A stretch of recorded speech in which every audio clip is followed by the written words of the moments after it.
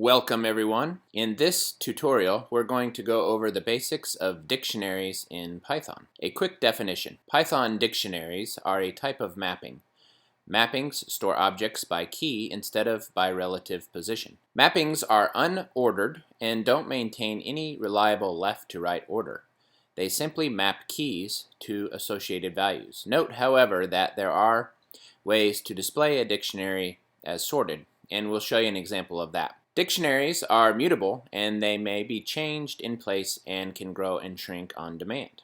To save us a little bit of time, we have gone ahead and prepared our code so we can get through our examples a little bit more quickly. We have a whole bunch of examples to get through, so let's go ahead and get started. To create a dictionary, you can simply create a variable, use the equals as an assignment operator, and then inside of the curly brackets, you want to put your key and your value. So here we have a dictionary of time spans and their corresponding values associated with their keys. So in this case, the year would be the key and the 1 would be the value. Next we have a decade key, colon, and its corresponding value of 10 years. A century key, colon, its corresponding value of 100 years. And a millennium key, colon, and its corresponding value of 1,000 years. So let's go ahead and select this and display it, and you can see here we have our dictionary. Now recall that we did say when these are displayed, oftentimes they will not display in the order that you created them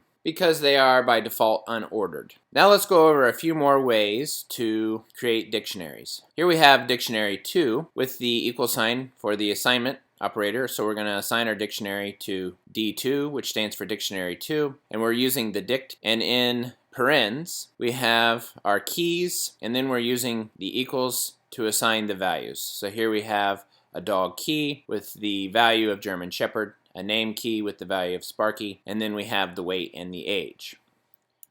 Now very similar to the example above, when we display this, it's going to display in the same way. So here we had our first example, and you can see our second example created in a slightly different way, still displays in the same way as a dictionary. Another way to create a dictionary, here we have dictionary 3. Again, we're using the dict, but in this case we're going to use a zip. And you can think of the zip as zipping up some values together. So here we have two lists. In the first list we have the keys, and in the second list we have the values. When we use the dict and the zip, it will associate the keys with the values. So in this case, you will have dog as a key, and the boxer will be the value. You'll have name as a key, Charlie will be the value, weight as a key, 65 value, and so on. So let's go ahead and select this and run it, and you'll see we have our dictionary. Key value, key value, key value, key value. Name Charlie, age 6, and so on. Another way to create a dictionary is again to use the dict, and then we're going to use dot to access from keys, and then we create our keys, and then we can assign the values. So in this example, we have created the dictionary variable D4 with the keys of name and age, and by default the values will be set to none. However, we have set one value for the name, which is Bob, but the age will remain none until we set it. So let's go ahead and run this, and we should see the key name associated with the value Bob, and age is currently set to none. So you see name Bob, age none. And to set the age, we would just do that the same way we've done it for the name. So let's go ahead and set that age. So we'll put D4 in square brackets. Let's put the age equals, and let's just say 50. So this age here, instead of none, should now be 50. Let's go ahead and run this.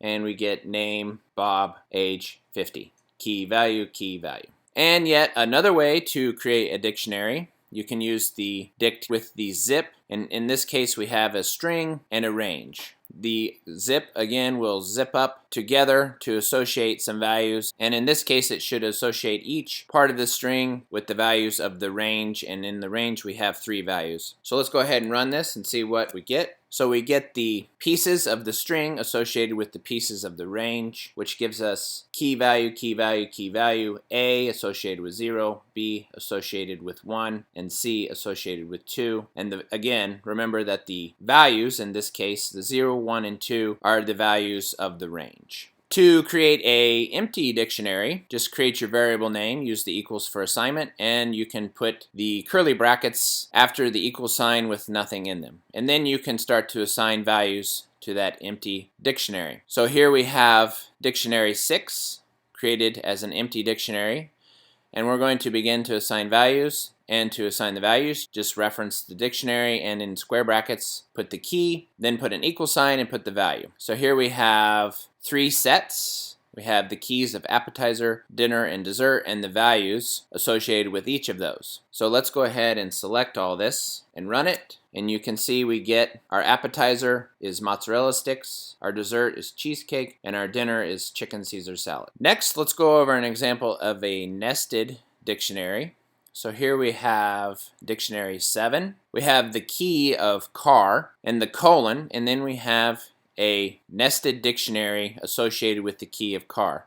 So for the car we have other keys and values with the make and model, and the make is Tesla and the model is Model 3. Then we have another element, and the key is extra, and the value is actually, in this case, an array with the options for the car. And then at the end we have one more key value pair. Now let's go ahead and just run all of these different ways to access this nested dictionary, and we'll go through each one. Okay, when you access the key car, what's displayed? You get the make and the model. Next, for this part, if you access the car in square brackets with the model in square brackets, then you just get the model here. So next, let's say you want to access some values in this key value pair here, where the key is extras and the values are in the square brackets here in this list, the bike rack, the charging station. You simply reference the key, which is extras here, and then you use another pair of square brackets to access the element in that list. So the first element in the list is the bike rack. That would be element 0, and you can see down here that's what we accessed. And then finally, we reference the dictionary, and when we reference the model year key, we get back the value of 2017 here, which displays here.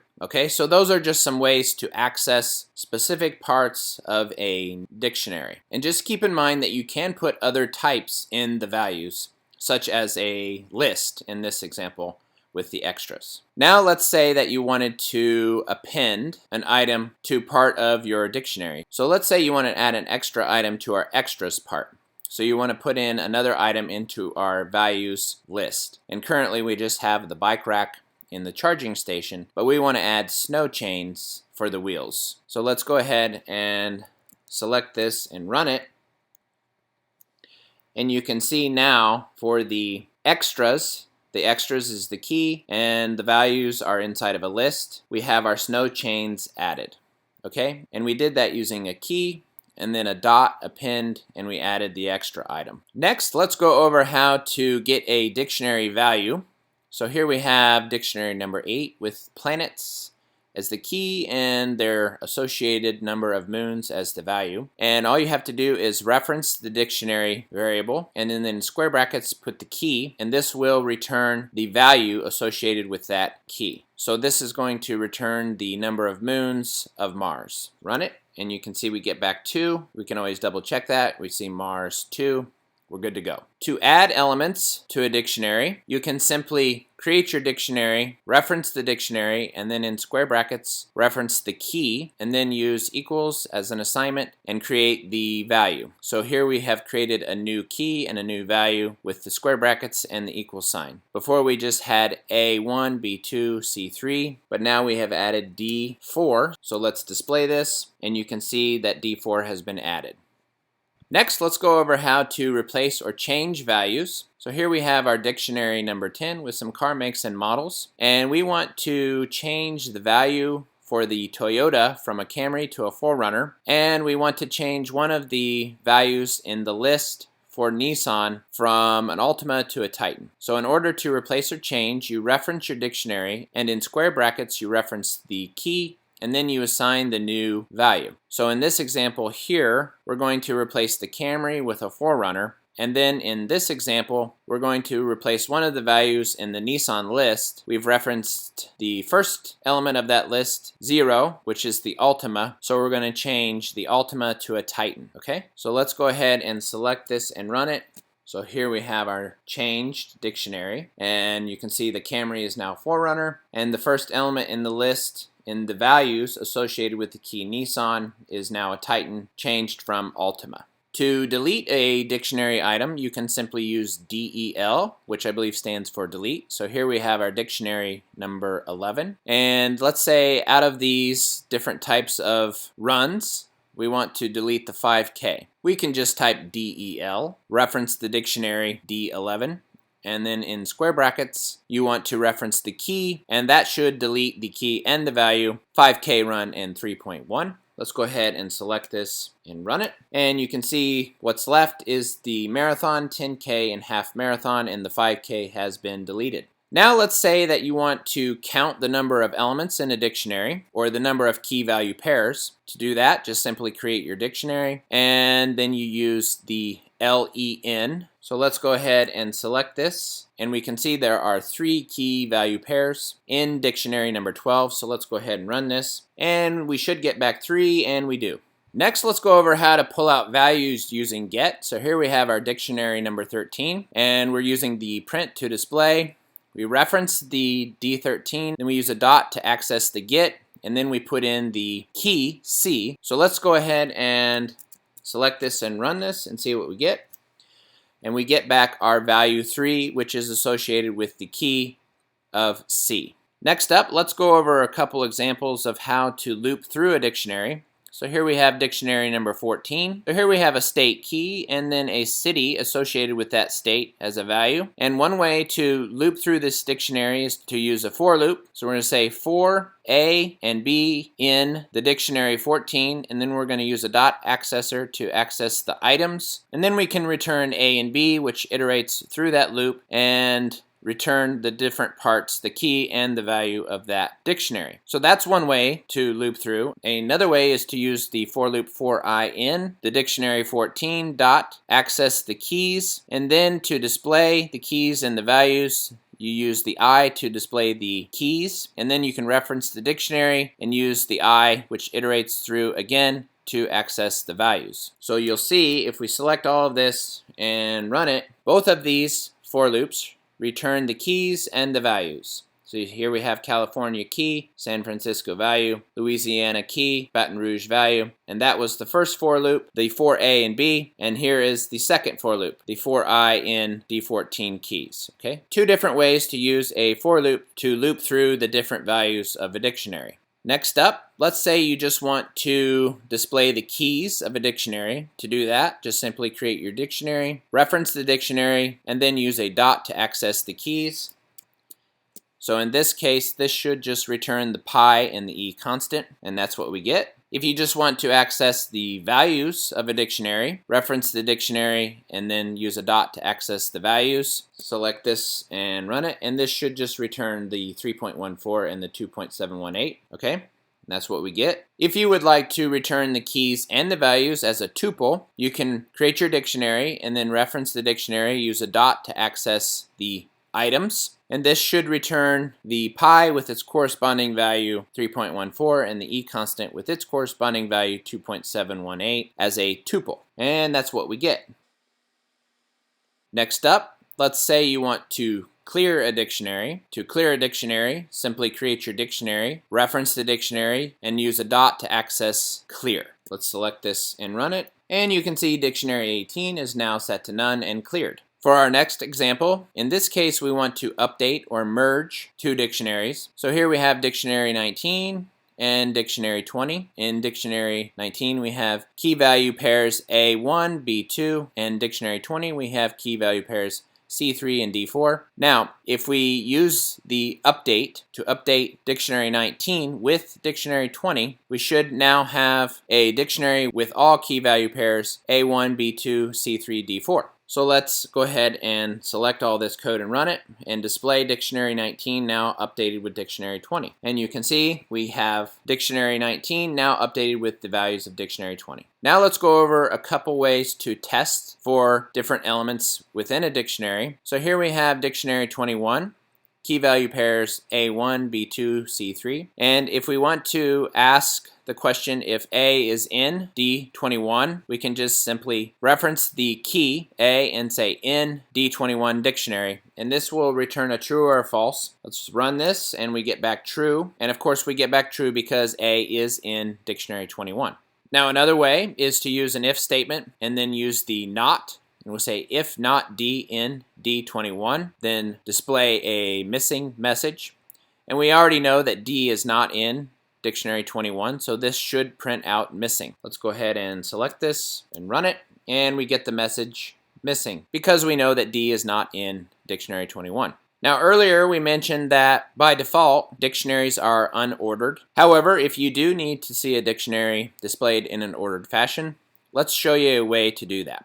So here we have dictionary 22, key value pairs A1, B2, C3, D4, E5. We're going to use a for loop to iterate through the dictionary. So we're going to say for I to iterate in, we're going to use the sorted. And inside the sorted method, put D22, which is your dictionary name, and then use a print to display the iteration, the I, which iterates through the dictionary. Let's just put a colon to display this, then reference the dictionary again, and use an I in square brackets to return the value. So let's select this and run it, and we get back our sorted dictionary here.